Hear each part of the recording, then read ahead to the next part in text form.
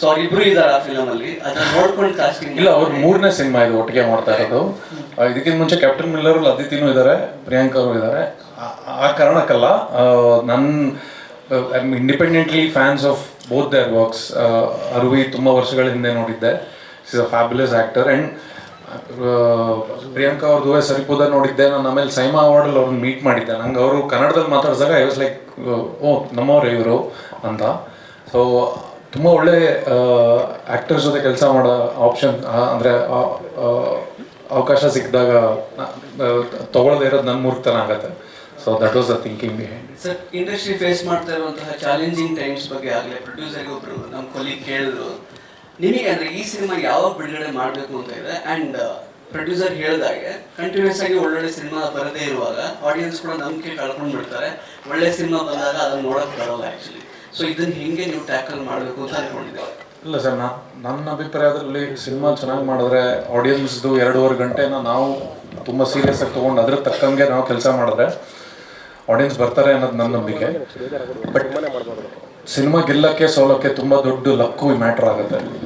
ಕೆಲವೊಮ್ಮೆ ಮಳೆ ಜೋರಾಗಿ ಬರ್ಬೋದು, ಸಿನಿಮಾ ಚೆನ್ನಾಗಿರ್ಬೋದು, ಬಟ್ ಹೋಗ್ಬೇಕಂತ ಆಸಕ್ತಿನೂ ಇರುತ್ತೆ, ಬಟ್ ಮಳೆ ಜೋರಾಗಿರುತ್ತೆ.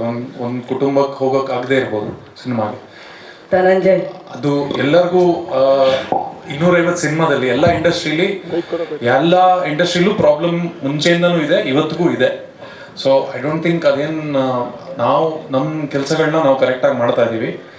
ರಿಲೀಸ್ ಪರ್ಸ್ಪೆಕ್ಟಿವ್ ನಿರ್ಮಾಪಕರು ಡಿಸೈಡ್ ಮಾಡ್ತಾರೆ. ಸಿನಿಮಾ ಇನ್ನೊಂದು ಭಾಗ ಇದೆ ಶೂಟಿಂಗ್ ಮಾಡೋಕ್ಕೆ. ಸೊ ಅದು ಮಾಡ್ತಾ ಇದ್ದೀವಿ ಈ ಬರೋ ತಿಂಗಳಲ್ಲಿ. ಸೊ ಈ ತಿಂಗಳೇ so I think cinema ready ಮಾಡಿ ವಿಲ್ ಫೈಂಡ್ ಎ ಗುಡ್, ಅಂದರೆ ತುಂಬ ಅಚ್ಚುಕಟ್ಟಾಗಿ ಜನಕ್ಕೆ ತಲುಪಿಸ್ಬೇಕು. ಸಿನಿಮಾ ಎಷ್ಟು ಚೆನ್ನಾಗಿ ಮಾಡ್ತೀವಿ ಅಷ್ಟೇ ಚೆನ್ನಾಗಿ ಅದರ ಪ್ರಚಾರ ಆಗಬೇಕು. ಪ್ರತಿ ಒಂದು ಭಾಗನೂ ತುಂಬ ಇಂಪಾರ್ಟೆಂಟ್ ಅಂತ ನಂಬಿರೋಂಥ ತಂಡ ಪ್ರೊಡ್ಯೂಸರ್. ಸೊ ತಲುಪಿಸ್ತೀವಿ ಜನಕ್ಕೆ ಕರೆಕ್ಟ್ ಟೈಮ್ ನೋಡಿಕೊಂಡು ಅನ್ನೋದು ನಮ್ಮ ಪ್ಲ್ಯಾನ್. ನಾವು ಒಂದು ಸ್ವಲ್ಪ ಟೀಸ್ ಮಾಡ್ತಾ ಇದೀವಿ ಸರ್. ನಾವು ಒಂದು ಸ್ವಲ್ಪ ಇಲ್ಲಿಂದಾನೇ ನಾವು ಇನ್ವೆಸ್ಟಿಗೇಟ್ ಮಾಡಬೇಕಲ್ಲ, ಅದು ಆಪರೇಷನ್. ನಾವು ಒಂದು ಸ್ವಲ್ಪ ಆಪರೇಷನ್ ಮಾಡ್ತಾ ಇದೀವಿ. ಜರ್ನಲಿಸಂ ಬೇರೆ ಮೇಡಮ್, ಫಿಲ್ಮ್ ಜರ್ನಲಿಸಂ. ನೀವು ಆಪರೇಷನ್ ಅಂತ ಇಟ್ಟಿದ್ರಲ್ಲ, ನಾವು ಒಂದು ಸ್ವಲ್ಪ ಆಪರೇಷನ್ ಮಾಡ್ತಾ ಇದೀವಿ. ಫಿಲ್ಮ್ ರಿಲೀಸ್ ಆದ್ಮೇಲೆ ಮಾಡಿ ದಯವಿಟ್ಟು. ಇವಾಗ ಇನ್ನೊಂದು ಹೇಮಂತ್ ಅವ್ರಿಗೆ ಒಂದು ಪ್ರಶ್ನೆ ಸರ್. ನಿಮಗೂ ಈ vintage go hand in hand ಅನ್ಸುತ್ತೆ.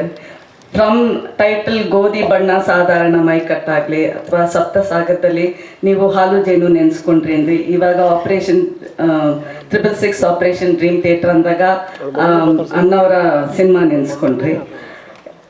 ನೀವಂತೀರ ಅಂದರೆ do you value the past work ಅಥವಾ ಓಲ್ಡ್ ಕ್ಲಾಸಿಕ್ಸ್ ಥರ ಫಿಲಮ್ ಬಂದರೆ ಸೇಫ್ ಬೆಟ್ ಅಂತ ಅನ್ಸುತ್ತೆ ನಿಮಗೆ? ಇಲ್ಲ madam, I believe we have to stand on the shoulder of giants to take step forward in life.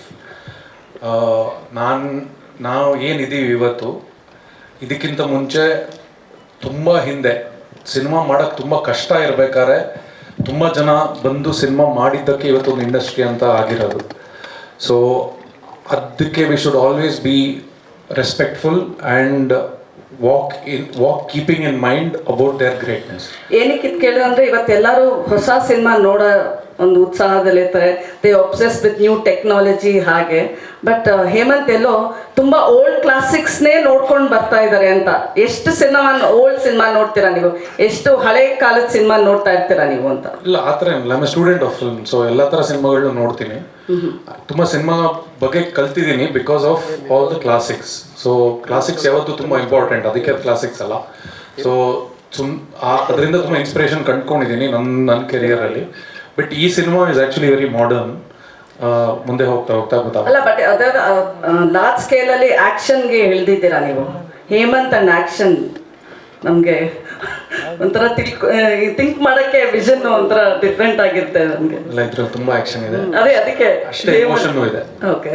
So I enjoy action. ನಾನು ಸತ್ತ ಮಾಡ್ಬೇಕಾದ್ರೆ ಸೈಡ್ ಬಿ ಫೈಟ್ ಸೀಕ್ವೆನ್ಸ್ ಮಾಡ್ಬೇಕಾದ್ರೆ ಒಂದು ಮಚ್ಚಿಡ್ಕೊಂಡು ರಕ್ಷಿತ್ ಕೈಲಿ ಒಂದು ಎಂಟ್ರಿ ಇದೆ ಶಾರ್ಟಲ್ಲಿ. ಅದು ಶಿವಣ್ಣನ ಜ್ಞಾಪಿಸ್ಕೊಂಡೇ ತೆಗ್ದಿದ್ದು ಶಾರ್ಟ್. ಅದು ಶಿವಣ್ಣನ ಶಾರ್ಟ್ ಅಂತಾರೆ ತೆಗ್ದಿದ್ದು.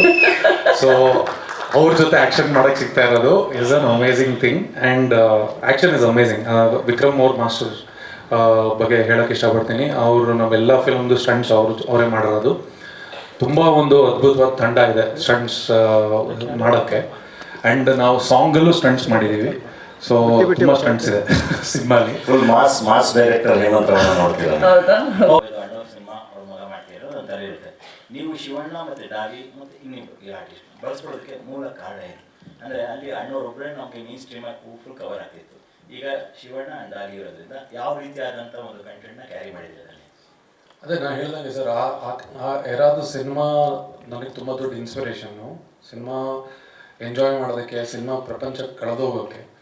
ಸೊ ಶಿವಣ್ಣ ಜೊತೆ ಭೈರವನ ಕೊನೆಪಾಠ ಅನೌನ್ಸ್ ಮಾಡಿದ್ವಿ. ಅದು ಅಂದರೆ ತುಂಬ ಫಿಸಿಕಲಿ ಡಿಮ್ಯಾಂಡಿಂಗ್ ಸಿನಿಮಾ, ಅದು ಅವಾಗ ಮಾಡೋಕ್ಕಾಗಲ್ಲ. ಬಟ್ ಹಾಗಂತ ನನ್ನ ನೆಕ್ಸ್ಟ್ ಸಿನಿಮಾ ಶಿವಣ್ಣ ಇಲ್ಲದೆ ಮಾಡಬಾರ್ದು ಅಂತ ನನಗೆ ತುಂಬ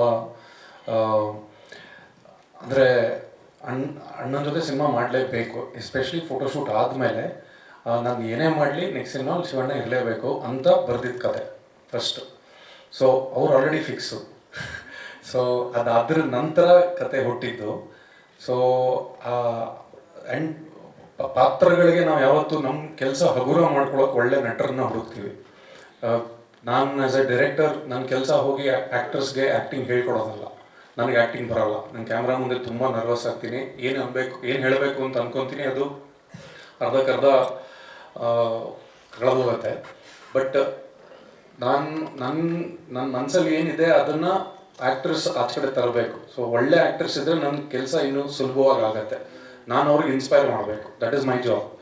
ಸೊ ತುಂಬ ಅದ್ಭುತವಾದ ನಟರಿದ್ದರೆ ಒಂದು ಬ್ಯೂಟಿಫುಲ್ ಸ್ಟೋರಿ ಕಟ್ಟಕ್ಕೆ ಸುಲಭ ಆಗುತ್ತೆ.